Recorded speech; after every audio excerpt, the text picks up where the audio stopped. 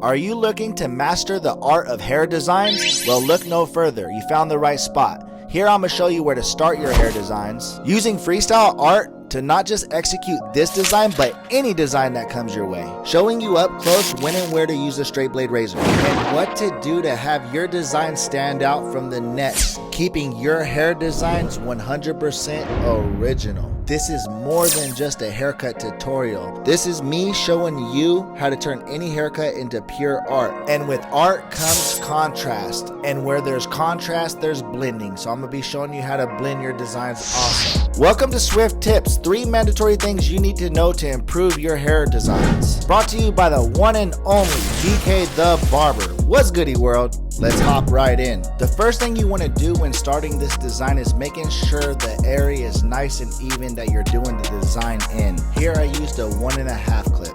The second thing you want to do when starting a design is finding the placement of the design in the area that you're doing the design in. If you pay attention to the way his hair is growing, you'll notice that I'm using lines that are perpendicular to the way the hair is growing, which gives me a lot sharper lines. This doesn't always work, but it is something you want to pay attention to, especially with straight lines. The third thing you want to do when starting hair designs is simply just let the blade do the work for you, especially for the rookie barbers, the beginning barbers out there. Just use the blade, set the blade down on the head, on the hair, pull the blade off. There will be a line. Continuously do this and you will get better, so let the blade do the work. Since we're talking about blades, pull that straight blade razor out and go ahead and tippity tap that cross, okay? Tap the lines, making sure you're getting cleaner, sharper lines.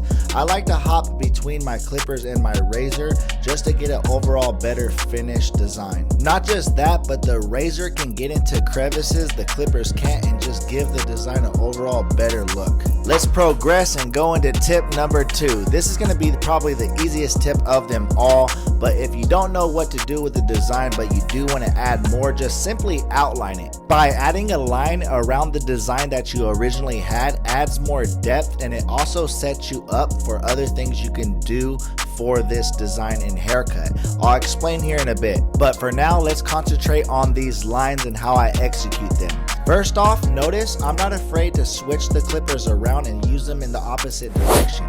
I'll use my clippers as if they're a pencil or a paintbrush. I don't care as long as I can execute the line, especially them curved lines. They can be tricky, so make sure you're using the corner of those clippers to attack the more complicated areas, the smaller areas, the more detailed areas. Let's keep it brushing. Oh, I meant to say keep it pushing, but yeah, make sure you keep brushing your design as you progress throughout this entire haircut, okay? I got the Babyliss FX Gold Skeleton Edgers. What I'm going to do is use these to bald around this design, setting me up for a little blendy blend action, okay?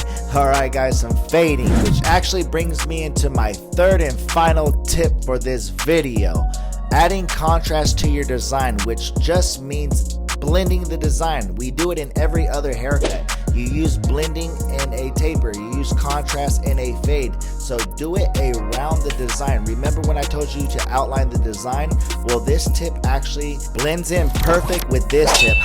Get it? Blending. Anyways guys, yes, by outlining the design, you're separating the design from the haircut itself, so you can actually do the haircut underneath the design itself, separating the design from the haircut, adding more complexity to this overall design. If you need me to go into further detail about the blending, go ahead and check out my playlist called Swift Tips. There I have multiple variations of different blending styles and techniques you can use with any design. Last but definitely not least, I'm gonna leave you guys with a razor sharp finish, okay? I'm gonna give you guys a bonus tip. No matter what kind of haircut it is, it could be a design, taper, or a fade, make sure you finish off the haircut with a nice razor shave, getting all that extra excess hair and peach fuzz, showing your client love. Make sure you like, share, subscribe if you haven't already. Hit that bell in the top right for further notifications. Video dropping every week. Until next time, gotta go. Bye.